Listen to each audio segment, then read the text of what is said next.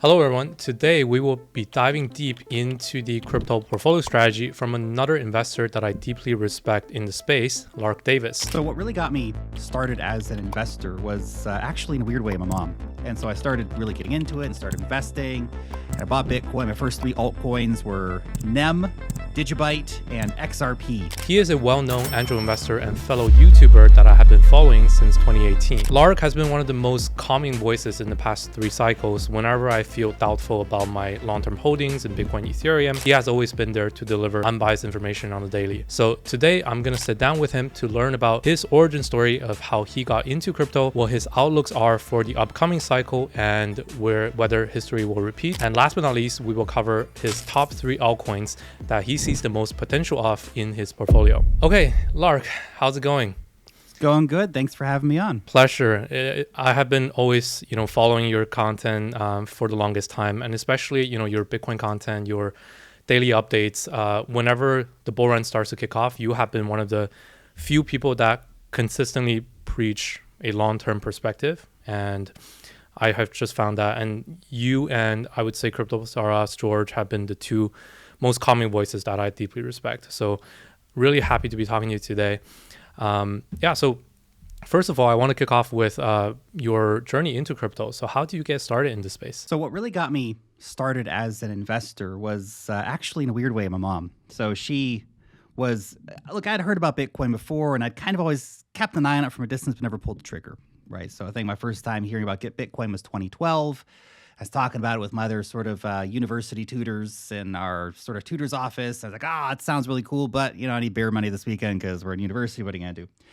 And fast forward a few years, 2017, my mom had been watching sort of really libertarian-minded crypto content. And she's like, you got to look at this thing. And I'm like, okay, maybe look at this thing. And oh, crap, this is the thing. And so I started really getting into it and started investing. And I bought Bitcoin. My first 3 altcoins were NEM, Digibyte, and XRP. XRP, of course, still relevant, but NEM and Digibyte, nobody really talks about those anymore. And I started making content around different stuff, and actually was posting that over on the Steam blockchain. I don't even remember that one, but that was like the big thing. The big social fi back in 2017 was posting on the Steam blockchain. Basically, you post content there. If you got an upvote or a repost, you got money, especially if a whale shared your content or liked your content, you got more money.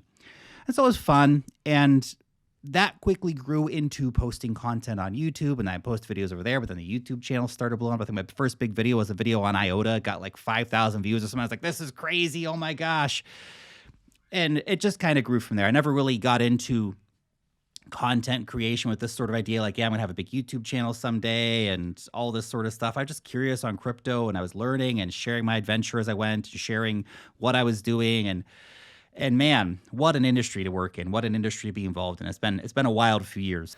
Awesome. Yeah, I mean, I check out your channel, even some of the early days of content. Like it's crazy how OG you were actually in this space. Like when I look at things like your oldest videos, right? They were actually from the oldest ICOs, right? Like we're talking about NEM, we're talking about like early days of Monero, Dash, like it's crazy. Now we look at it as cringe, right? I have similar levels of content, but the history of how far it has gone, right? Neo and Waves, IOTA, these things are still around, and it's nuts. Like thinking about how many cycles it's been, and I personally got in around. I never did the first wave of ICOs. I did maybe 1 or 2, but I was very speculative, and I was big on Bittrex, big on kind of these hot coins after ICO, and it's just,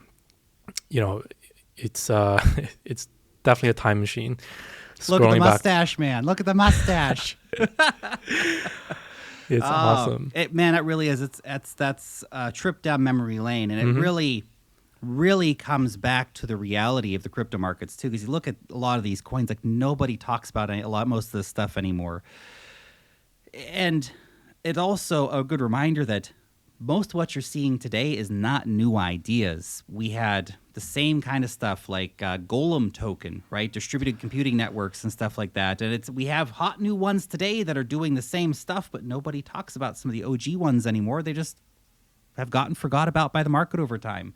A lot of stuff fails over time, which is why we're always preaching about taking profits, because we've been here the cycles. We know what happens. We know that very few coins have a long-term survival rate in the market, and that most of them are going to just trend to zero over time. And it's not because they were scams or any of that kind of stuff. In many cases, they just failed to get adoption. Right idea, wrong time, even. For sure. There are so many good examples, like even early days of, you can't call it decentralized finance before, but it was like crypto finance, right? Payment coins, like so many things have been done, right? Layer 1 blockchains, obviously, just so many rinse and repeats. And but it's also good, right? It's not always a graveyard when you look back. Nowadays, like about half, maybe 30% of those projects are still relevant, top 100, top 200. So I would still count those as success. And that's kind of a, I think, good percentage to keep an eye out when you're looking at this cycle, what you're getting into, realizing certain number of probably 70% or so will die, but you just have to hit it good on the 30% that are left over. That's it. Cool, man. Okay, so I think we mentioned this already, but the first crypto that you ever bought, was this even Bitcoin, or was it something interesting? The first one I bought was Bitcoin. The first one I bought was Bitcoin, and it's funny. When you first go to try to buy, back in 2017, it was a lot harder. It's a lot easier these days to buy your first piece of Bitcoin. Back then, it was like, oh my gosh, what do I have to do? How do I even get money onto an exchange? Oh, I need dollars. Oh, I need USDT. How do I get USDT? I can't buy USD. Okay, you got to figure it out. It's a bit of a learning curve even to buy your first coin, and then you're sitting there waiting for the money to finally arrive, or you just bite the bullet and pay a credit card fee to some, third party that is going to charge like 15% or something like that as a real adventure. But yeah, I bought Bitcoin as our first coin that I bought. And the altcoins were, as mentioned, NEM, Digibyte, and XRP. And it's really just, again, another great example of what happens over time and how what was really like these hot coins, like NEM. NEM was crazy, man. I think I bought this at like, I don't know, 2 cents or something in mid 2017. And by the end of the year, it was at $2. Like, what happened? That was crazy. But that was a lot of coins. And then in 2018, all drama started happening, and there was like a fork of NEM. And then, I don't know, people split off. And then next cycle came, and just nobody was talking about it anymore. It just slowly, it's still there. I don't know, still top 200, 300, 400 coins, something like that. But nobody talks about it. Nothing's being done with it, or at least that I know of. Maybe NEM community's going to come after me for saying this. I'm like, how dare you say that? NEM's doing all kinds of interesting stuff. I don't know, but no one's talking about NEM anymore. It's one of these old coins that kind of got swept under the rug. XRP, though. XRP was actually one of my first purchases, and I bought it and then sold it shortly thereafter to go chase some other coin or something like that. I think classic, noob mistake. I bought my XRP, and then it went down like 20%. I was like, I better get out of this. And then, of course, in the next 6 months, XRP went from the 20 cents that I bought it at to like $3.50 or something like that. So just should have held my XRP and sold it a bit higher. But yeah, it's a lot of lessons. A lot of lessons to learn early on, isn't it? I have that same story on Cardano. I bought Cardano the first day that I listed on Bittrex, when it was just the ticker ADA. I had no idea what it is. It was trading versus sats. I think it was like 700 sats or something. It was crazy because Bitcoin was very cheap, and it was I traded the thing, made some losses, and then I just exited. And then even that thing, like, that was the cheapest price that Cardano has ever been. And to this day, I look at it, that was I had a good size. I had like 10K worth of nice Cardano on listing. It was nuts. Anyways, a lot of good lessons that we have learned. Hopefully they do carry over, to be honest. Now different market, DeFi exchanges are much more established, but similar level of mistakes. We just see everything so much clearer now. A lot of the same rules still apply. Yep. Cool, man. Okay, so let's talk about Bitcoin, actually, because I follow your, especially Bitcoin kind of investing and cycle planning content a lot, and I think that's some of the biggest wisdom you have. So how do you think this cycle will play out? I've covered this briefly, my exit strategy for Bitcoin, having a price target. But do you see this cycle kind of repeating like last two cycles? And is this going to be, let's put it this way. Do you think this cycle will see more like 2016, where we have a prolonged kind of bull market going into 2016 to end of 2017, early 2018? Or do you think it's more like 2020, where pre-COVID we had, and pre-halving, we had a big crash, and then shortly after that, another cycle comes up? I think we're more in a 2016 style phase, where unless we get some giant U.S. recession and things absolutely fall to pieces, or some big war in the Middle East, that would be the kind of black swan event that would be on par potentially with COVID. Maybe not even as big as COVID. It's hard to say. But I think the way we're looking at the market right now, we're going to have a slow grind up. And the ETFs are the spark. They're going to keep bringing money in. And I know at the time that we're making this video, there's a lot of fear around the grayscale Bitcoin sales. But look, they're selling 10, 15, 20,000 Bitcoin a day is exiting grayscale. At those kind of rates, grayscale is not going to be a problem for very much longer, to be honest.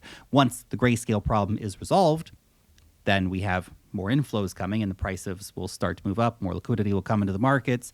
Now, the danger here is I already hear a lot of people saying this time is going to be different. Remember, I think it was John Templeton who said that was the foremost dangerous words in the history of investing, okay? The ETFs are the spark, but every cycle has had a spark. Remember, back in 2020, it was DeFi summer, but it was also MicroStrategy buying and the corporate narrative. They're coming for our Bitcoin, and they did a little bit, but not in the way we wanted to see it in terms of massive adoption. There's always a spark that's going to bring new liquidity into the market that helps the market go higher. But it doesn't mean that the super cycle is here. It doesn't mean that we're only going to go up forever. There will be an end to the cycle. All markets move in cycles. We have ups and downs in markets. No market will ever go up forever. So I think that's really important for people to realize. The ETFs are a fundamentally very bullish thing. If we zoom out to how the long-term impact of the stuff's going to be this cycle, next cycle, the cycle after that, how long you actually thinking about being an investor in this space, okay? That's one thing. And the other thing is that the money going into ETFs, you guys know it can come out, right? Just because they buy a Bitcoin ETF product doesn't mean they can't sell a Bitcoin ETF product later. It's not like they're locking it away in some vault at BlackRock and it's never going to be sold again. This is customer money that's speculating on Bitcoin right now. And if they buy their Bitcoin today for $30,000, $40,000, whatever the current price is, and then they get a 5X on that, these people are going to sell. There will be people who sell, and there will be smart investors who sell, and they see the market turning over whenever the prices get high enough, and they're going to take profits, and that starts a cascade. Wait, we're all talking about the grayscale Bitcoin going out. Wait until we see tens of thousands of Bitcoin a day exiting from BlackRock. Then everyone's really going to freak out. Yeah, I'm with you there. I think this past week, maybe there was some forced selling from FTX estate settlement, right? They had to take out their entire position out of grayscale. And we know that that's kind of forced selling, right? They had to convert that to USD in order to repay their creditors. But after that, right, like we see the similar levels of outflow from grayscale, and that number actually matches the inflows of now the new Bitcoin ETFs. So I think a lot of people are kind of misreading this, and especially now that the outflow for grayscale is slowing down. Like as long as it's slowing down, as long as FTX is over, the narrative should be quickly shifting to the other direction, I think. And Absolutely. Like you could say that grayscale is being exited, like billion per week, but if you have similarly 1 billion per week inflow or more on the other ETFs, then that's a positive, and that just shows like funds are moving to different funds. So far, we've actually seen more inflows than outflows. We're 25,000 Bitcoin in the positive or something like that. Nice. And to keep in mind too that not all of the grayscale Bitcoin is just being dumped by people and they're walking away forever. It's like the FTX estate and stuff, yes. But a lot of this is actually just transferring to other Bitcoin ETF products. They're going from Grayscale because the fees are too high over to BlackRock or Fidelity, where they can actually get very, very optimal or even no fees. I think some of these guys have deals like the first $5 billion are going to be free fee and stuff like this. So also one note about this crypto bull market as we grind into it, expect huge volatility. Every bull market in the past has seen regular, vicious, brutal, like 30% drops, 20% drops, totally the norm within a Bitcoin bull market. And when Bitcoin drops by 20% during a Bitcoin bull market, your altcoins drop by 40 to 50%. Okay, so don't fear those events. Welcome them when they happen. Add to long-term positions. But also, here's something to keep in mind. I was breaking down the math behind this the other day. Don't buy forever. If we look at previous cycles, your window to buy profitably, to be able to sell profitably later, is actually closing. Now, the good news is you're listening to this video today and you have time left. You have probably about until the end of the year, realistically. So if we look at previous cycles, Bitcoin tends to hit a new high, let's say 6 to 8 months approximately, 9 months maybe, after the Bitcoin halving.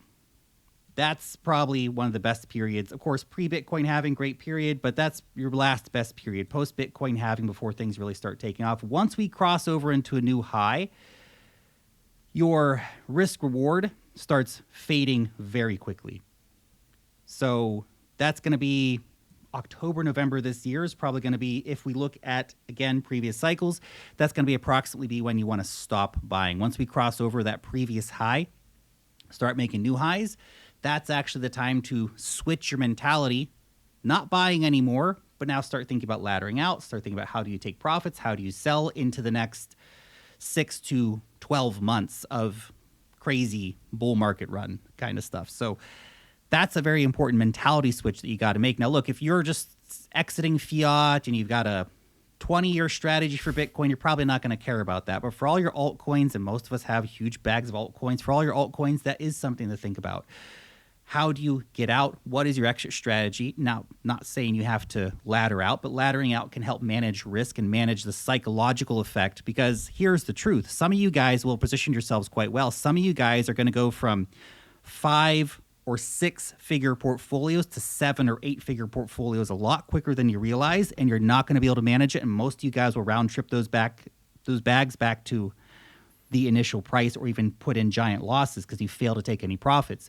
And one nice way to reduce the insane psychological stress of actually going, holy crap, I've got all this money, oh, the markets are all going up, if I just hold on for a couple days longer, it's going to double again, is by laddering out, taking a little bit of money out from time to time. And by the end of the cycle, yeah, you're not going to perfectly sell the top, and you have to get that idea out of the head that you're going to perfectly sell the top, because almost nobody is going to perfectly sell the top. There's like one guy who perfectly sells the top. But that's probably not going to be you. You're probably not going to be the exception. You're probably going to be the rule. And if you're going to be the rule, then you need to think about how to properly manage that as you go up. And laddering out's a nice way to approach that. Okay, so just something to think about. Right now is still the buying time, but it's not going to be a buying time forever. That is honestly so much alpha. Like, this is the stuff I come to your channel for, to be honest. It's always the strategy that works, the strategy that, we're not aiming for. We know what's likely to happen. We know that the exponential growth will come, but it's less hype. It's about actually securing what you can, and at the same time not being too vague and saying, oh, just keep DCAing, right? Because so many people say that, and at the end of the day, like, if you're DCAing at 60K, 65K in 2021, you lost. So, it's the timing. You have plenty of time, right? Looking at the past 2 cycles. I love using this like rainbow chart. Basically, just the colors tell me exactly when I should buy hard and when I should stop buying. And so I'm definitely with you there. And in terms of like laddering out, do you have any like time frame that you plan to ladder out, or price target, or even like price prediction for Bitcoin by the end of this cycle? Like, what are you looking at potentially? So a few things there. Let's do the Bitcoin price prediction first. Before BlackRock announced, I was thinking, okay, 150K is probably a nice number to look for this cycle. It's something that's going to be a significant gain over the previous cycle. We have seen diminishing returns in terms of the peaks.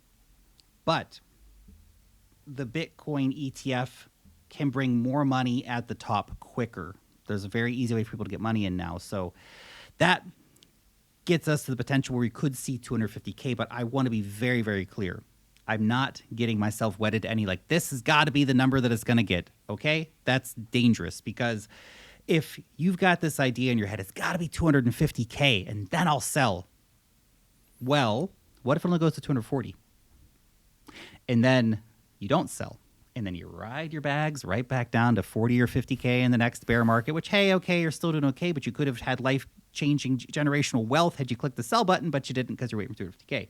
So you have to watch for those bigger narratives in the market, the sentiment, the euphoria, the greed, the Rolexes and Mercedes being posted on your time lane, the Coinbase app in the top 5 apps, Crypto.com in the top 10 apps, this kind of stuff. Old friends calling from college who we haven't heard from for a long time. Technicals, Bitcoin Pi Cycle Indicator, monthly RSI on Bitcoin at 90, stuff like this. And keep in mind, too, that Bitcoin tends to top before the altcoins. So Bitcoin will reach a top. You'll see like the Pi Cycle Indicator flashing. You might get a second peak like we did in 21. So there's always that opportunity, right? But had you sold in April 2021, cashed out your millions and walked away, you would have been fine too. You didn't need to do the 50% drop and then ride things back up for that last hurrah in late 2021, and all the indicators were there. So when the Pi Cycle top indicator flashed for Bitcoin in April of 21, then we had about 2 to 4 weeks to get out of all the altcoin positions. All the altcoins went crazier after that. Bitcoin topped, altcoins went up a few hundred %. That was the time to get out. Okay, so that's some general thought around the overall sort of price prediction for Bitcoin. What was the other question again? Just like general exit strategy, I guess price based. Do you have kind of timeline? How long do you think this cycle can actually go? I think we could go well into 2025. I wouldn't be looking to buy a lot in 2025. Now, to be clear, there's always going to be opportunities, right? There's always going to be some hot new coin that comes out into the market. There's a chance to flip that for some profits, and there'll be a new hot token sale or farm or whatever, meme coin. There will always be opportunities, but the general vibe will be that's not the time to be buying. That's not a time to be deploying a lot of capital into the market necessarily, although that's the time when most people will deploy most of their capital into the market, which is an unfortunate reality, right? It's just the way markets are, man. I don't make the rules. This is how markets are. You guys know this is how markets are. This is why we're all here early, and a lot of people are going to come late. The herd's going to come late. The herd will once again set themselves up as exit liquidity for all the people who are the earlier investors. It's a brutal game. It's player versus player out here, guys. Markets are not, kumbaya, and we all get to have a nice orderly exit at the top. Markets are chaos. There's not going to be somebody saying, this way, everybody, come on, now it's time to exit your bags. Let's go over here. Yeah, take your seat over there, sir. No, it's chaos. It's absolute chaos, and there will be no orderly exit, okay? You have to remember, you will take your profits or the market will take them for you. Now, my personal plan, once we get, there's always stuff. If I see certain bags pump enough, I'll take a bit of profit on those. But a lot of my major bags, I will be looking to sell those later into the cycle. Like the Ethereum bags, for example. I'm planning to fully exit my Ethereum this cycle. I won't hold it into the next bear market cycle. It's been a good ride. My average price for ETH is like $500 or something like that. Most of my ETH bags were bought under 300. So if I can sell it 10K or above, man, that's great. I'm happy with that. That's rock and roll. We'll have a good time. But that'll be a late cycle sell. A lot of the altcoins, there will be different sales throughout the cycle for that stuff. So some of my bigger bags I will hold just sort of late into the cycle and try to unload bigger portions of them throughout sort of a 4 to 6 week period whenever I see markets starting to get really, really crazy. Again, I'm not under the fantasy that I'm going to perfectly sell the top by any means. But if I can get out within that 4 to 6 week range where markets are going really, really crazy, that'd be great for my Bitcoin and Ethereum. If I miss it, then I miss it, and I'll have to just bite the bullet and, sell on like the retest, the final retest of the market to confirm that we're going into a bear cycle, right? And that might be the MACD weekly crossover that turns bearish. That'll be a pretty clear signal. Okay, time to get out, time to sell. I missed the top. I could have got a better exit price, but I'm going to get the exit price that I can now. Maybe that's, selling ETH at 7 or 8K instead of at 12 or 13 that it could have been, for example. And that's fine too, okay?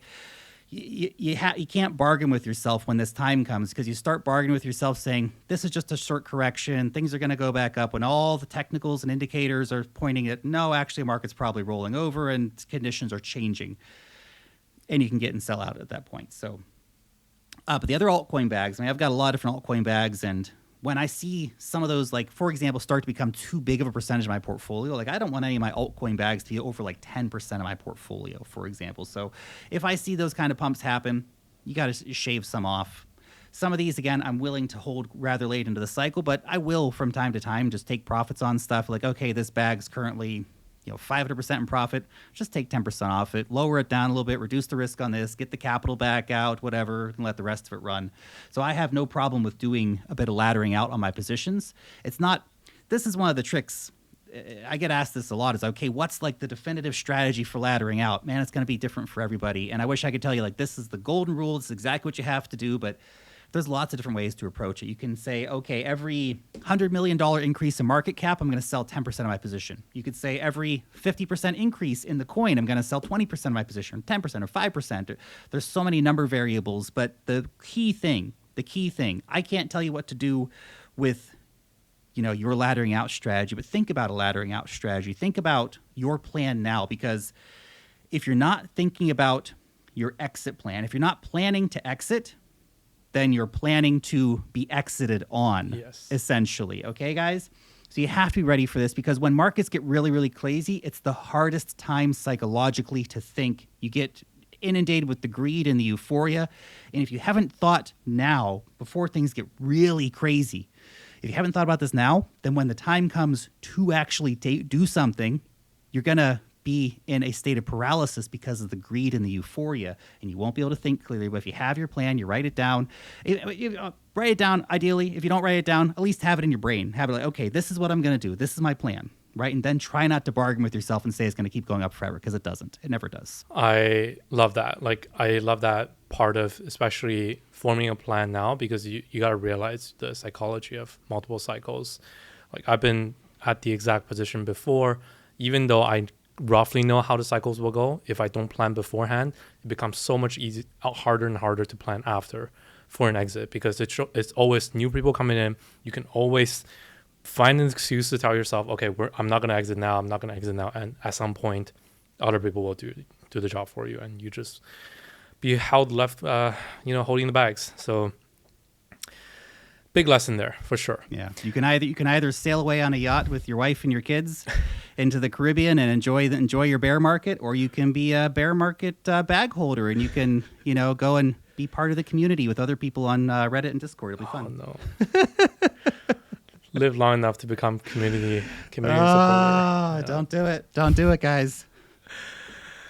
All right. Anyways, so we just have one last segment on the alpha part. So just want to do this quickly. And basically, aside from Bitcoin, Ethereum, majority of the altcoin holdings, if you had to pick 3 altcoins to put in your portfolio today with the most potential, what would you choose? Like, I would love to see, lesser known altcoins, anything that I haven't heard of, would love to dive into them. Yeah, so look, I'm probably going to just give you a few sort of bigger names. I don't want to, it's always tricky talking about sort of, lower cap stuff. And there's some really good low cap stuff out there, guys. I'd like to say there's some stuff that's under $50 million market cap right now. There's actually like some like legit decent looking stuff. Sure, there, okay? Just anything that you have high conviction on. Would love to hear why. So there's some interesting gaming coins and stuff out there that, I've been looking at. And look, guys, to be clear, like, low liquidity coins, low market cap coins. So you got to be careful, all right? One I actually increased my position on recently. And it's weird because I actually thought this coin was like dead, right? During the bear market, their socials slowed down. Like the liquidity dropped to like almost nothing. But with the renaissance of Solana, they're kind of coming back. And that's Legends of Illumia. So it's backed by Coinbase and all that stuff. And they've seen a lot of movement recently. So I was actually a venture round investor in that. Never sold a single coin ever. And I actually was looking at it recently. I was like, damn, that's cheap market cap right now. Man, there's some alpha potential there. Game's coming up soon, all this sort of stuff. Screw it. I'm doubling my bag. So I doubled my bag the other day on that one. I think it can ride up to 100 million plus market cap. So that's my general thought and idea on it. Obviously, again, guys, low cap coin. I'm ready to ride this to zero too. So I just want to be very clear about that. That coin could literally go to zero, and if it goes to zero, I'm okay with that too. You know, I'm an adult who's taking my own sort of psychological and financial decisions there. So it's definitely been run over hard in the bear market. You can see that was the crazy, just dead zone for a long time. But I know this project as well. I've talked to the founder Simon before. Cool guy. Yeah, for sure. So, they built this like MMO game, right? I think. Yeah, it's a really cool looking game. So individual games are hard. Realistically, like it's a very small market cap coin, and the potential to fail or succeed both pretty high. If they get it right, huge potential. If they get it wrong, well, I guess that's 0.4% or whatever my portfolio that goes to zero. What are you going to do? Another one that I've got pretty high conviction on. So this one's more of a high risk play. Okay, that's the high risk play. We want to talk about very high conviction bags. Trader Joe. Trader Joe is a coin that I've accumulated large amounts of during the bear market, continually buying, and I've got very high conviction on this one.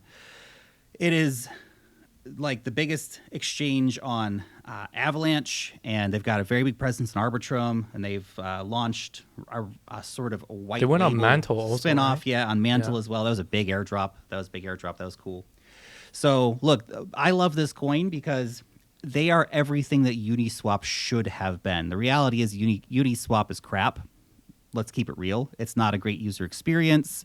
I use Uniswap all the time, man. I do. I'm a big Uniswap fan, but like we can't sort of look at the reality that the token in particular. Sorry, that's not the technology, but the token. The token's worthless. It's a governance token that does absolutely nothing for you, And they initially, with Uniswap, promised to do revenue share for token holders, but they never did it because they're scared of the SEC, which I get. That's fine. I understand that. But Trader Joe doesn't have the limitations. They share real yield revenue paid out in USDC to token holders.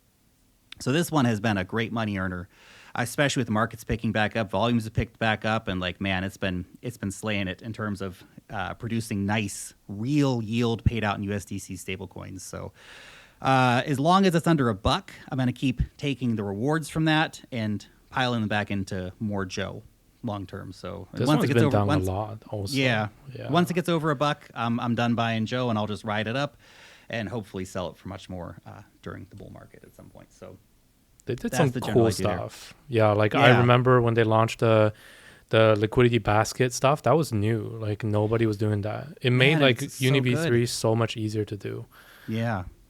That's it. Their tech is like really good, and like actually providing liquidity over there is a pleasure versus doing it some other places where it's like, man, it's just like so non-transparent, and like the tools aren't really good. So, that's one that I've got pretty high conviction on, and I know this one's a big coin, and it's maybe a bit overplayed at the moment, but Chainlink is the one that I actually got a big bag of, and it's about 100% in profit approximately. I got my bag about $7. Basically about 100% in profit right now at $14. I think this is one that when you understand the CCIP technology, when you understand chainless connections, when you understand how important Chainlink is for just being an oracle, but let alone all the other technology that they're building with cross-chain transfers, connecting to basically the world's biggest financial institutions and bringing TradFi into Web3. Very interesting stuff. I think it's one that it's not a 100x coin. Right now, it isn't, right? It's too big of a market cap for that. But this is probably, from current prices, my opinion would be it's a pretty easy 10x if we're looking at sort of across the top coins. So I still think this has got a bit of potential. So there you go. We got a low cap, a mid cap, and a big cap. So take your risk tolerance as you see it fit, guys. Remember, low cap stuff can easily go to zero. And just because something's a big cap doesn't mean it's going to put in the gains that I think it could put in, right? So keep that in mind. I have those as well. I use Trader Joe a lot, but I have a lot of Chainlink in my portfolio actually. Like just sure it's up a bit, but it's literally only 2x up from like 2 years of consolidation in the bull in the bear, right? And they have done so much more. People still think it's just an oracle. CCIP is very dominant in cross chain now, and they have like real enterprise adoption through automation, through their proof of reserves. RWA, right? They're the clear leader in RWAs.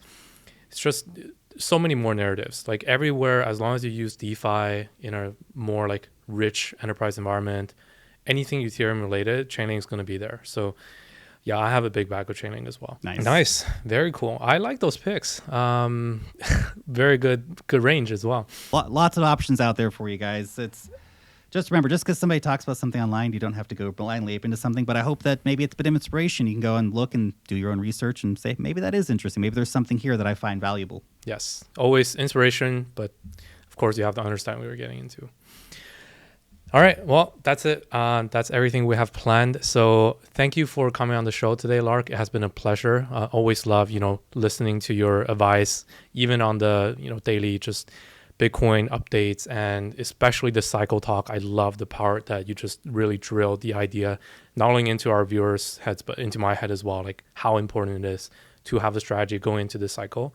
And especially coming from someone that has been through it 3 times, it's so important. So thank you for the alpha. Thank you for the, kind wisdom that you have given us. And for everyone that is still not yet following Lark, please check out his YouTube channel, linked in the description. His Twitter account is also dropping a lot of alpha on there as well. And should we follow you anywhere else, Lark? No, that's perfect. Follow me over there, and I'll see you guys on the socials then. All right, perfect. Thank you. Thank you so much. Thank you for being here. And thank you, everyone, for watching. And we'll see you in the next episode.